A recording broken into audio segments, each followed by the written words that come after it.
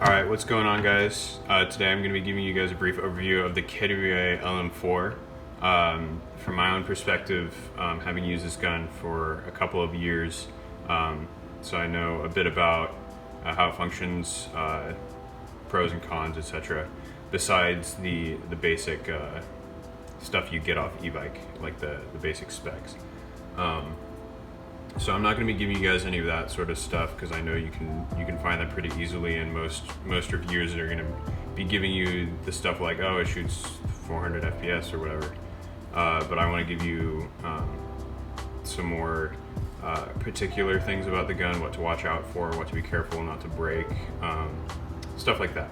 For anyone who runs a gas gun, if you run one before, you know that they're traditionally less reliable than AEGs, and that's obviously because they run on gas.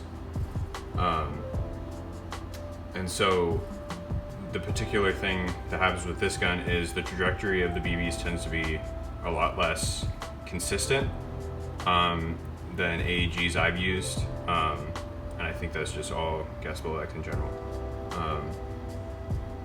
But that's just one con you're gonna get if you're coming from the AEG world and you're going into GBBRs. That's one thing you're gonna have to deal with. Of course, there's ways to work around it, but with stock stuff like this, you're not really gonna, you're just gonna have to live with it. So there's a few things that I like to talk about that are prone to breaking. The first one is part of the magazine. So these magazines are really heavy, which means if you drop them, they get hit really hard.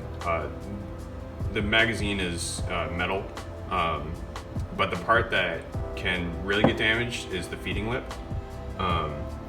because this is plastic, and I've broken quite a few of these by accidentally dropping them on the ground, because they're extruded from the rest of the mag.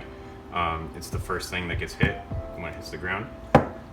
So be careful when you're handling these, try not to drop them. I've dropped quite a few on the field, they slip out of my pouches sometimes. So be careful with that. I think they sell on e-bike for around like $10 as a replacement. So it's not horrible, but it kind of sucks because you got to pay for like $5 shipping as well, and no one wants to deal with that. So also, lubrication with this gun is very important, as it is with any other gas blowback. A good way to tell where you need to lubricate is to find the areas that are particularly scraped. So inside my on my bolt carrier, you can see there's some areas where it's scraped. When you pull the gun apart, you'll be able to see particularly where that is. But that's the best advice I can give you guys on lubrication. If you guys are looking for a good lubricant, e-bike sells their own silicone oil, which I think is pretty solid. It comes at a really affordable price comparatively, and you get a good amount of it, and it's worked for me. So if you want to go with that, why not? It's pretty cheap. I would do it if I'm a beginner, and I still do it now, so I'd recommend it either way. So there's two other things that are pretty important to know about, one especially that are prone to breaking, and that is the hop-up adjuster. The first one at least is the hop-up adjuster. And the hop-up is actually adjusted right in the front of the upper receiver at the very back of the barrel where the outer barrel nut is. And it has a very unique adjustment system, and it uses its own key, which comes with the gun. So also be careful to not lose that key, because it's pretty important. But be careful when adjusting this hop-up, because oftentimes the metal notches in the hop-up can get sheared off if you apply too much force. Also, it just tends to happen over time, so there's not really all too much you can do to prevent it. But that's another thing that can lead to this gun jamming.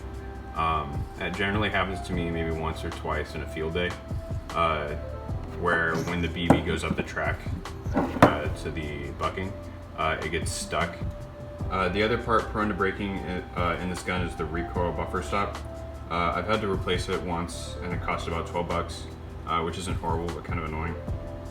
So be careful when you're taking apart your gun not to slam the recoil buffer into the stop. which is what happened to me, and it accidentally sheared off the top of it. And then of course with any gas blowback, you have your bolt catch, and this is always going to wear over time, so you can definitely get this replaced, but it's completely optional. Sometimes affects my performance on the field if I accidentally dry fire and I don't know that I'm dry firing, but other than that, it doesn't really hurt me too much. So that's most of the important things that I think you guys should know about this gun. I hope you all enjoyed. Leave a comment if you have any suggestions on what I should do next. I might do a cleaning guide or just a disassembly guide if you guys really want that. So let me know down below if you guys enjoyed, and I'll talk to you next time.